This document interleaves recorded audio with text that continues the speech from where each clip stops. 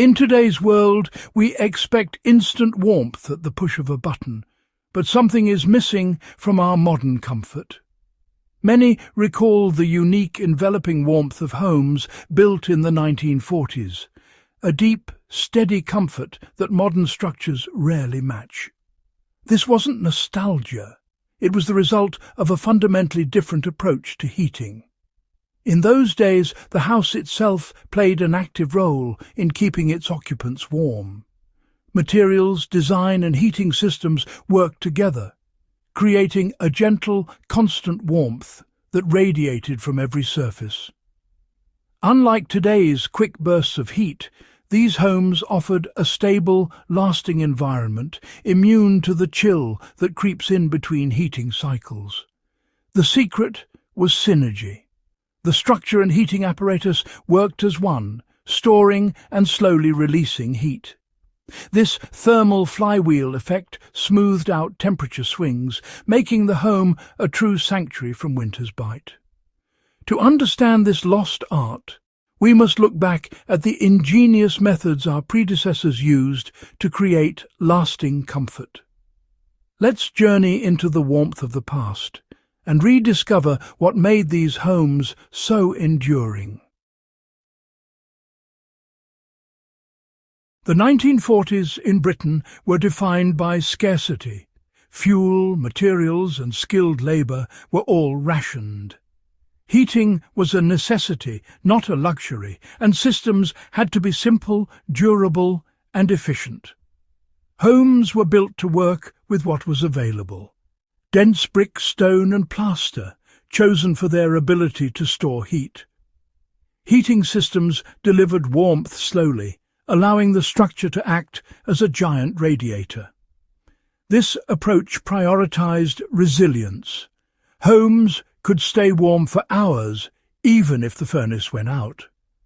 The focus was on passive, robust design, not powerful machinery.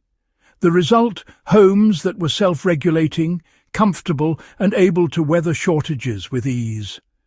The ingenuity of this era created sanctuaries of warmth and stability, a legacy we can still learn from. At the heart of many 1940s homes was the gravity furnace, a silent giant tucked away in the basement.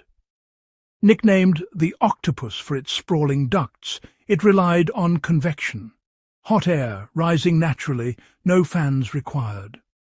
Warm air drifted gently through large ducts, emerging quietly into rooms, while cooler air sank back to the furnace. The cast-iron furnace itself stored heat, radiating warmth long after the fire died down. This system created even draft-free comfort. No noisy fans, no sudden blasts of air. Unlike today's rapid, high-powered systems, gravity furnaces worked slowly and steadily, topping up the home's warmth in harmony with its thermal mass. The result was a stable, comfortable environment from floor to ceiling. It was a marvel of simplicity and reliability, quietly maintaining comfort day and night. The gravity furnace was more than a machine. It was the home's beating heart. The true genius of the 1940s home was in its structure: solid walls, thick plaster and dense floors. These materials gave the house high thermal mass, allowing it to absorb and store heat like a giant battery. The gravity furnace's gentle warmth soaked into the walls and floors, turning the entire house into a radiant heat source.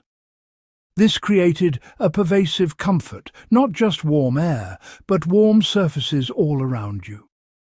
Radiant heat from walls and floors is deeply comfortable, far surpassing the effect of simply heating the air. Thermal mass also stabilized temperatures, releasing stored heat overnight and buffering against cold snaps. The result was a remarkably steady indoor climate with fewer temperature swings and cold spots. The house itself became an active partner in comfort, not just a shell to be heated. This synergy between structure and system is what made these homes feel so uniquely cozy.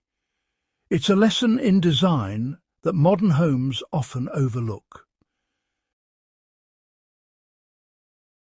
The massive masonry chimney was more than just a flue. It was a central pillar of warmth.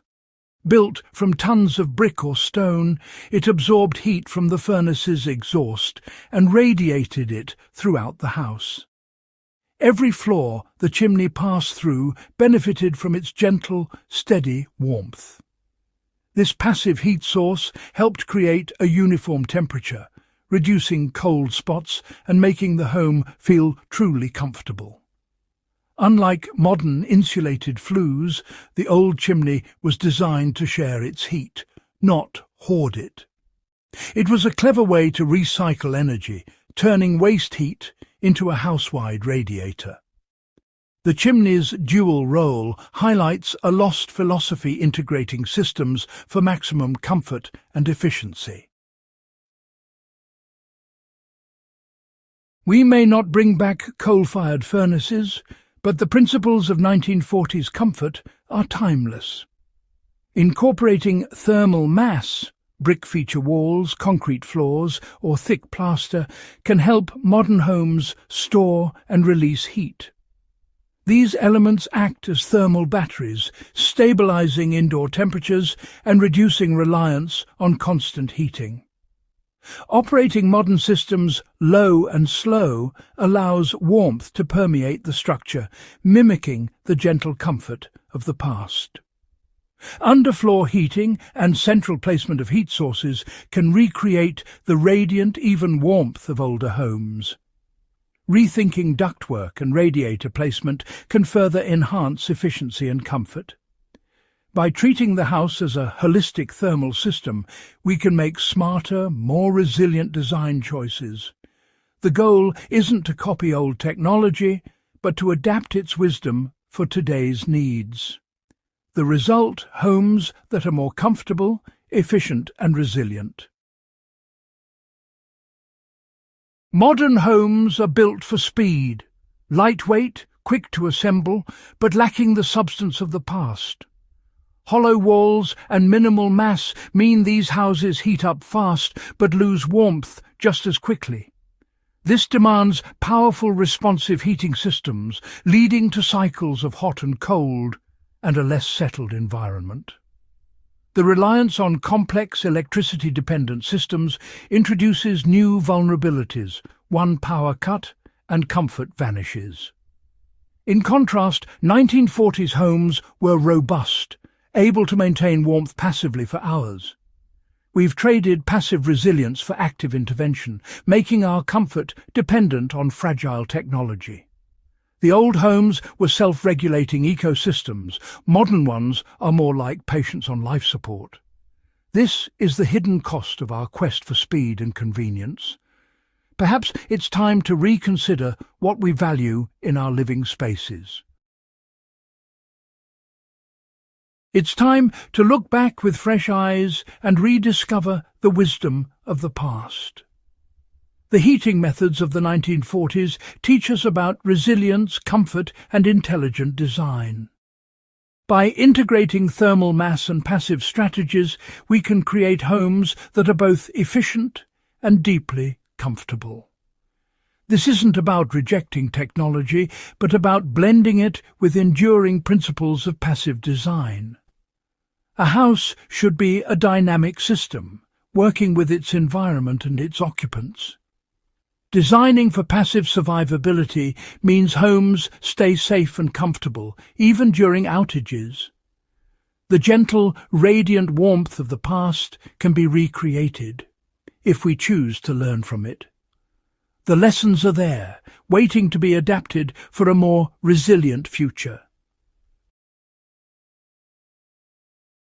How we heat our homes reflects our values and ingenuity. The 1940s approach, thermal mass, passive heating and system integration, created a legacy of comfort still relevant today. As we face new challenges, these timeless principles offer a path to resilient, sustainable living. Nature itself uses thermal mass for stability. So did the builders of the past. The quest for comfort is ongoing, and the story is far from over. If you found this journey insightful, share it with others and subscribe for more explorations into the art of comfort. Our homes shape us as much as we shape them. The story continues. There's always more to discover.